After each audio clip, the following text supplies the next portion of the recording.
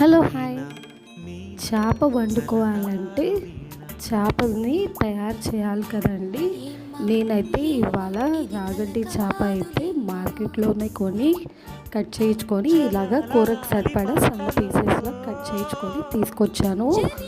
కానీ full ఫ్లెడ్జ్గా cleaning అయితే అవ్వలేదు. చూసారు కదా, పులుసు అలాగే చేప మధ్యలో పుట్ట భాగం కొంచెం అలాగే ఉండిపోయింది. మనకి చేప చక్కగా బాగుండాలి, టేస్టీగా కూర రావాలంటే ఈ పుట్ట భాగంలో ఉన్న ఈ బ్లాక్ పొర్ర అనేది క్లీన్ చేసుకోవాలి. అప్పుడు చేపల కూర వండితే చేప ఎటువంటి చేదు రాదండి. అలాగే చూస్తున్నారు కదా, ఇలా వేలుతోనే మధ్యలో ఉన్న బ్లాక్ పొర్రని అలాగే బ్లడ్ని తీసేసుకొని ఇలా క్లీన్ చేయాలి.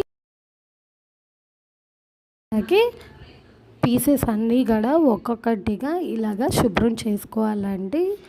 మనకి కూర కమ్మదనము అలాగే శుభ్రంగా ఉండాలంటే ముందు ఈ క్లీనింగ్ ప్రాసెస్సే మనకి ఎక్కువసేపు పట్టుద్ది. ఒక్కొక్క చేప ముక్క శ్రమ అనుకోకుండా మనం చక్కగా క్లీన్ చేసుకోవాలి.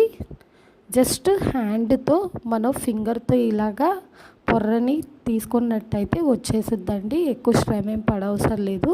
కాకపోతే కొంచెం టైం టేకెన్ ప్రాసెస్. పీసెస్ అన్నీ కూడా చక్కగా క్లీన్ చేశాను. ఇప్పుడు వీటి మీద ఉప్పు వేసుకొని క్లీన్ చేసుకుందాము. చాలామంది పెరుగు కానీ మజ్జిగ కానీ వేస్తారండి. నేను ఓన్లీ కళ్ళుప్పు మాత్రమే ప్రిఫర్ చేస్తాను. ఇలా కళ్ళుప్పు వేసుకొని చక్కగా ముక్కలన్నిటికీ పట్టించి 2-3 సార్లు అలాగ పట్టించిన తర్వాత మంచిగా నీళ్ళల్లో అయితే క్లీన్ చేసుకోవాలి.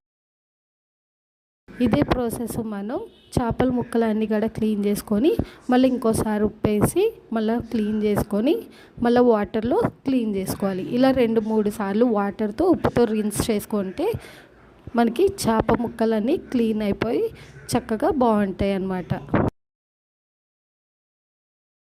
ఇలా క్లీన్ చేసుకున్న చేప ముక్కలన్నీ కూరకుంటుకొని డాకాలో వేసుకొని